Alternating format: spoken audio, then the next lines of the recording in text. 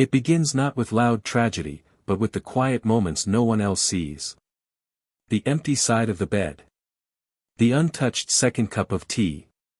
The holidays that feel more like reminders than celebrations. Aging while single brings a kind of silence that doesn't just fill a room, it settles in the heart. For many, this wasn't the plan. Some lost their partner to time. Others never found someone to walk beside them. And some chose this path, not knowing how heavy it might become. The world tells us to stay strong, stay busy, stay positive. But what do you do with the ache that shows up after the lights go out? This isn't just loneliness, it's a kind of grieving for a presence you've never had, or one you deeply miss. And while the world celebrates couples, families, and growing old together, there's another story unfolding quietly behind closed doors. If you're walking that road right now, you need to hear this: you are not forgotten. And you are not alone. There's a kind of pain that doesn't show on the outside. No bandage, no cast, no obvious wound, but it lingers deep within the soul. That's what aging while single can feel like. It's not just the absence of a partner. It's the absence of being seen, being held, being remembered in the quiet, ordinary moments. People often think independence is strength. And it is. But even the strongest trees need sunlight. Even the tallest mountains are softened by the wind. When you age alone, life becomes a solo act in a world built for pairs, from restaurant seating to hospital paperwork. It's 1,000 small reminders that somewhere along the way, you became an island. There's no one to remind you to take your medication. No one to check if you made it back safely from the doctor. No one to notice the slow changes, the way you wince a little more getting out of bed, or how your voice gets softer with fewer people to speak to. The grief isn't always about someone who died. Sometimes it's about a version of life that never happened. A hand you never held. A dinner table that never filled. A love that never arrived or didn't stay. And in a society that constantly romanticizes couples, from movies to morning news interviews, being single in old age can start to feel like a personal failing. People ask, "Why didn't you marry?" or "Don't you get lonely?" as if you haven't asked yourself those questions 1,000 times already. But here's the hardest part: because the world doesn't often talk about this struggle, it becomes invisible. And when pain is invisible, people assume it isn't there. That's what makes it so hard. Not just the solitude, but the silence around that solitude. The way it gets dismissed, ignored, or worse, pitted. The way people assume you're fine because you've always been the one to take care of everything yourself. But every human, no matter how independent, wise, or seasoned, was built for connection. We were never meant to do this life entirely alone. And while aging single might not have been your choice, it doesn't mean you have to stay in emotional isolation. There is no shame in wanting more than silence. There is no weakness in craving warmth. The struggle is real, not because you're broken, but because your heart is still open to what it deserves. Doctors have long known that loneliness doesn't just hurt emotionally, it leaves fingerprints on the body itself. After the age of 60, the impact of living in emotional isolation becomes more visible in medical charts, not just in diaries or quiet tears. What may feel like mere sadness often masks something much deeper, a condition with real, measurable health consequences. According to a landmark study by the National Institute on Aging, chronic loneliness in older adults increases the risk of premature death by nearly 30%. It raises the likelihood of high blood pressure, weakens the immune system, and even doubles the risk of developing Alzheimer's disease. Geriatric psychologists often describe loneliness not as a passing emotion, but as a silent epidemic, one that creeps in quietly, then floods every system of the body. The biology behind this is chilling. When a person feels emotionally disconnected, the body responds as though it's under threat. Stress hormones like cortisol rise, while beneficial chemicals like oxytocin, the bonding hormone, diminish. Over time, this imbalance damages arteries, clouds memory, and even disrupts sleep. Harvard researchers have observed that the brains of chronically lonely seniors show increased inflammation and neural shrinkage, especially in areas related to decision-making and memory. But what's even more alarming is how unnoticed this damage can be. A person can appear functional, eating, walking, completing chores, and still be undergoing internal breakdowns caused by emotional emptiness. Unlike injuries that call for casts or surgery, loneliness rarely prompts others to intervene. No one rushes over with casseroles when you're just, quietly vanishing inside yourself. It's not just about having people around. Many seniors in care homes, or even in multi-generational households, still report high levels of loneliness. That's because loneliness isn't cured by company, it's healed by connection. The brain needs to feel understood, valued, and emotionally safe. Without that, even a room full of people can feel like an empty desert.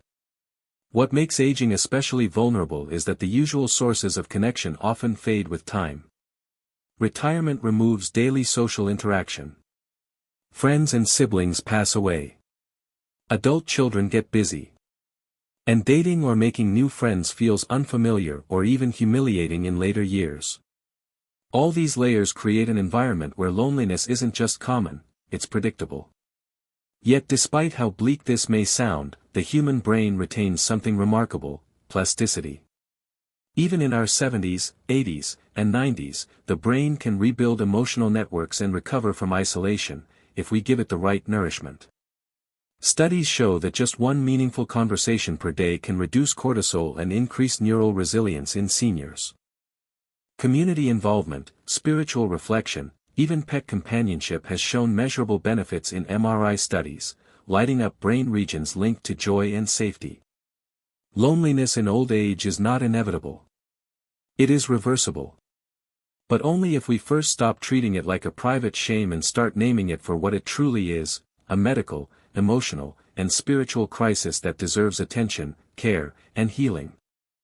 Strength, in old age, doesn't always look like a straight back or a sharp memory. Sometimes, it's simply the ability to rise each morning, even when the bed feels too wide and the silence feels too loud.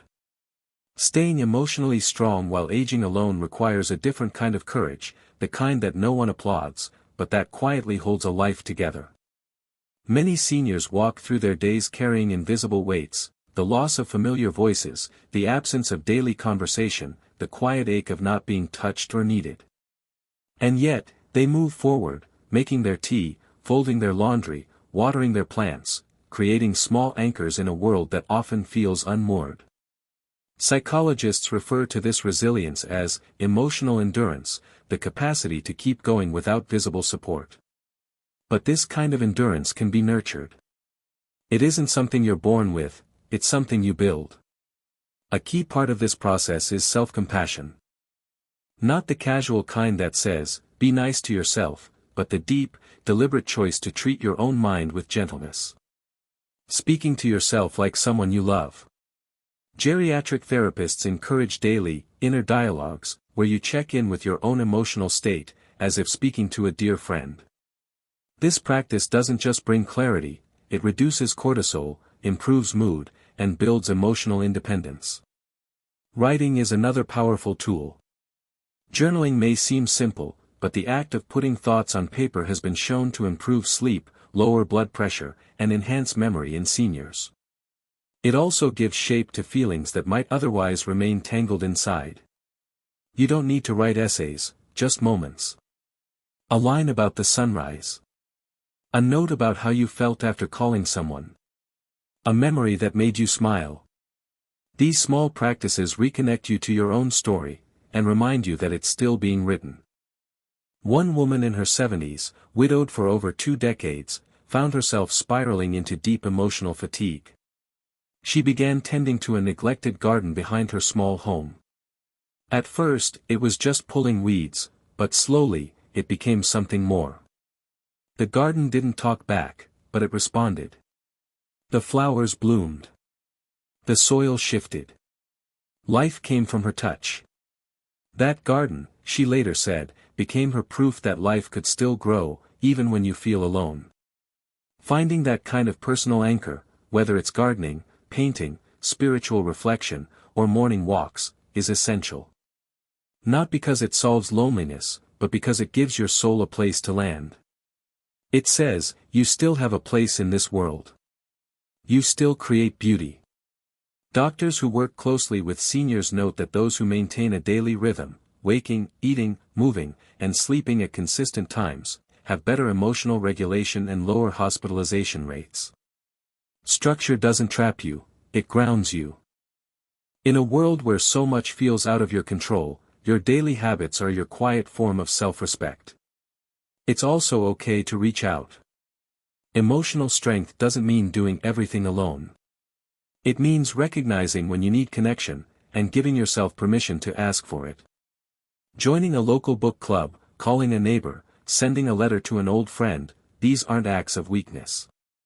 They are acts of emotional responsibility. They say, my heart matters. My feelings deserve company. And above all, know this, being single in your later years does not mean you are unloved or unlovable. Your dignity isn't tied to a relationship status. It lives in the way you carry yourself, the kindness you show to others, and the compassion you offer to your own soul. You are still growing. You are still needed. And you are still allowed to be whole, even while walking alone. Love, in its truest form, doesn't always arrive wearing a wedding ring. It doesn't always sleep in the bed beside you or show up in family photos. Sometimes, love appears in the neighbor who checks on you. In the old friend who still remembers your birthday. In the quiet sanctuary of a morning prayer or a shared meal with strangers who become something more. Aging while single can feel like a door has closed, the door of romantic companionship, of partnership as the world defines it. But intimacy, true, nourishing, life-extending intimacy, can still exist in forms that are just as sacred. Researchers from the University of California have shown that seniors with strong social bonds, not necessarily romantic ones, live an average of 7.5 years longer than those without. It's not the type of relationship that matters most, it's the quality of connection. Conversations that go beyond the surface. Moments of vulnerability. Laughter shared over simple things. The human nervous system responds to these connections with calm, safety, and renewal. For many seniors, one of the most powerful antidotes to loneliness has been intentional community. Not just chatting with neighbors, but purposeful gathering, whether through faith circles, walking groups, community gardens, or book clubs. These spaces become anchors for the heart, places where names are remembered, presence is noticed, and people feel seen. There are even new living models designed around this idea. Across the US, Europe, and parts of Asia, a growing number of seniors are choosing co-housing communities, not nursing homes, but shared homes or apartments where each person has independence, but no one is isolated. Meals are often communal. Birthdays are celebrated together. Medical needs are noticed early because someone is always near enough to care. And then there's the spiritual layer, perhaps the deepest and most enduring form of intimacy. Whether rooted in religion or personal reflection, spiritual connection gives meaning to solitude. Prayer, meditation, attending services, lighting a candle, these quiet acts of devotion remind us we are not alone in the universe. That even in the stillness, something greater holds us. Elders who engage in regular spiritual practices, of any faith or philosophy, consistently show lower levels of depression and anxiety, according to studies from the Mayo Clinic. Their lives may not be filled with people, but their hearts are often filled with peace. One man, aging without children or siblings, began volunteering weekly at a local shelter. He brought soup. He remembered names. Over time, those who once needed him began looking forward to seeing him. He didn't replace his lost family, he built a new one, brick by brick, act by act. That became his healing, his version of intimacy. Even pets can offer powerful connection. Seniors with dogs or cats experience lower blood pressure, reduced loneliness, and better heart health. A pet doesn't talk, but it listens. It waits for you at the door. It gives you a reason to wake up, to go outside, to stay present. The truth is, intimacy doesn't end with age. It simply changes form. You may not have a hand to hold every night, but you can have a voice to speak to, a soul to pray with, a heart to nourish. You can still be known, still be loved, even if the love comes from unexpected places. This chapter of life isn't empty. It's simply different.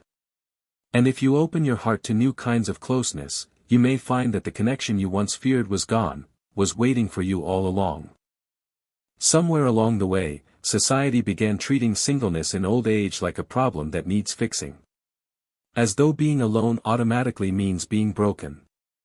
But the truth is far simpler, and far more freeing. Being single is not a failure. It is not a weakness. It is not something to apologize for. Too often, seniors are made to feel like they missed something. As if life only has one version of success, a lifelong partnership, children, grandchildren, family photos on the mantle. And if you don't have that, the silence around your story grows louder. But that silence isn't yours to carry.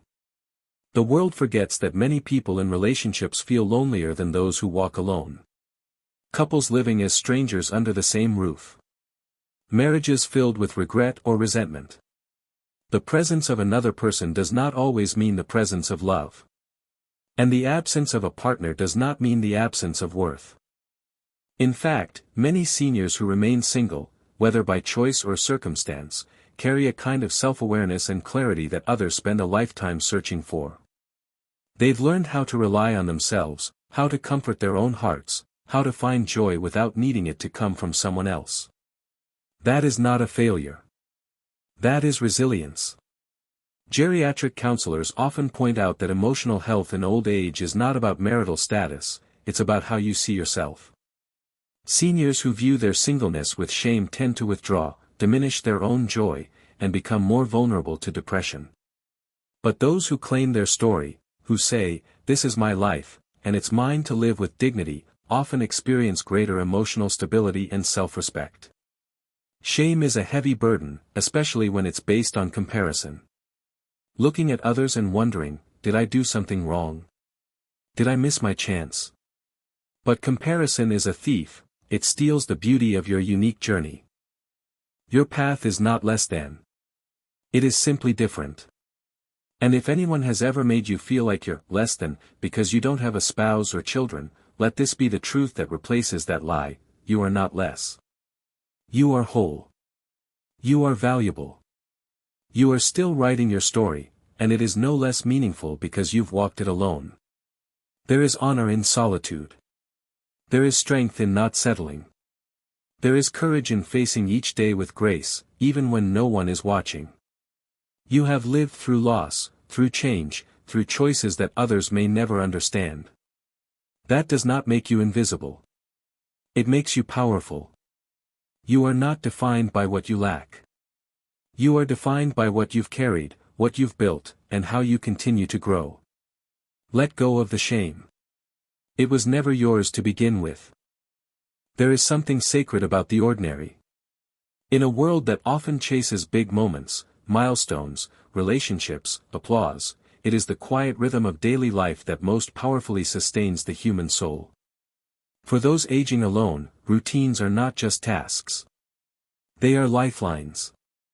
Waking up at the same time each day, opening the curtains, preparing breakfast, taking a walk, these simple acts may seem small. But studies show that seniors who maintain consistent daily structure experience lower levels of depression, better cognitive function, and reduced hospital visits. The body craves rhythm. The mind finds safety in knowing what comes next. And the heart feels less lost when it has something, even something small, to look forward to. Begin with the morning. The first hour after waking sets the tone for the entire day.